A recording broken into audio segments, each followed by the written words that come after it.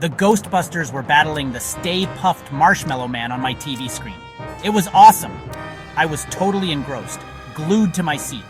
The Stay Puft Marshmallow Man was stomping all over New York City. Just when I thought the Ghostbusters were goners, my mom walked in. Steve, turn that off. We're going to be late. Late for what? I asked, my eyes glued to the screen. I couldn't believe I was missing this epic battle.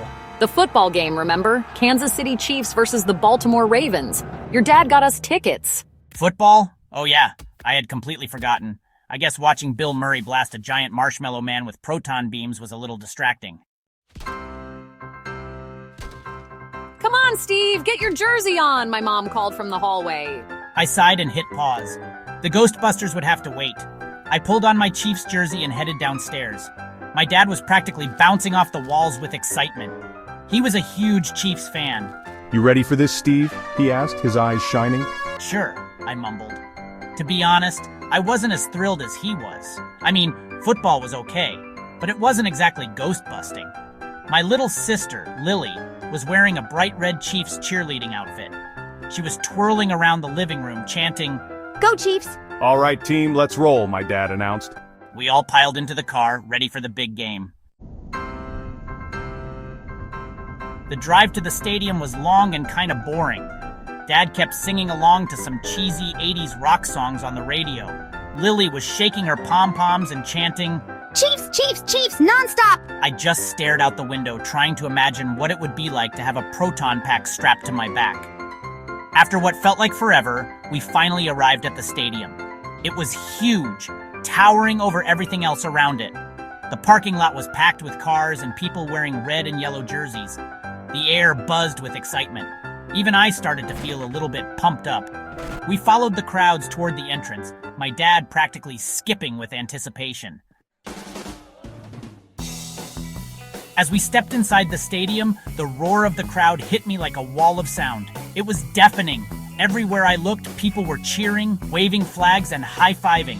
The smell of popcorn and hot dogs filled the air. It was sensory overload. We found our seats, which were surprisingly good. We were close enough to the field to see the players warming up. The stadium was a sea of red and yellow, with a few splashes of purple and black from the Ravens fans. The energy was electric. My dad was like a kid in a candy store.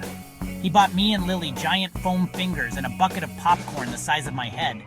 Even my mom, who wasn't a big football fan, was caught up in the excitement. The game started with a bang. The crowd went wild as the Chiefs kicked off. I have to admit, it was pretty cool being there in person. The hits were bone-jarring, the catches were spectacular, and the crowd's energy was contagious. The Chiefs were playing well, but the Ravens were tough competition. Every time the Chiefs scored, the Ravens would answer back. The tension in the stadium was thick enough to cut with a knife. Even I found myself getting caught up in the game, cheering and groaning along with everyone else. "Go Chiefs!" I yelled, waving my foam finger in the air. Lily was beside herself with excitement, jumping up and down and chanting, "Defense! Defense!" Then it happened. During a particularly tense moment in the game, when the Chiefs were driving down the field, a man a few rows in front of us stood up. He was wearing a Chiefs jersey and holding a large Chiefs flag. Suddenly, he pulled out a lighter and set the flag on fire. The crowd around him gasped. People started shouting at him to put it out, but the man just grinned and waved the burning flag in the air. "Ravens rule," he shouted. "Chiefs drool." Flames were licking at his hands, but he didn't seem to care.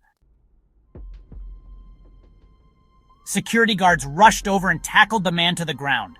The burning flag fell to the concrete, sending up a plume of black smoke. The commentators on the loudspeaker were shouting, trying to figure out what was going on. The crowd around the incident was in an uproar. People were pushing and shoving, trying to get a better look. Are you kidding me? That's our flag. He's burning our flag. I'd never seen my dad so angry. Even Lily stopped cheering and stared at the commotion with wide, frightened eyes. The security guards dragged the man, who was now missing a few eyebrows and had a singed shirt, out of the stadium. As he was being led away, he continued to shout pro-Ravens slogans, even though it was clear he was a Chiefs fan. It was the most bizarre thing I had ever seen. Disgrace, lack of respect. The game resumed, but the energy had changed. The excitement had been replaced by a sense of confusion and unease. Even though the Chiefs ended up winning the game, it didn't feel the same. On the drive home, everyone was quiet. My dad kept shaking his head and muttering about disgrace and lack of respect. My mom tried to lighten the mood by suggesting we stop for ice cream, but even that didn't seem to help. How about we stop for some ice cream? As I lay in bed that night, I couldn't stop thinking about the man with the burning flag. Why would he do that? Was he trying to make some kind of statement? Or was he just crazy? The whole thing left me feeling unsettled. It was like that moment had cast a shadow over the entire day. I realized that sometimes, even when your team wins, you can still lose. I turned on my TV and found the Ghostbusters just in time to watch them cross the streets. It was a welcome distraction from the weirdness of the day. As the credits rolled, I thought, some things are even crazier than a giant marshmallow man.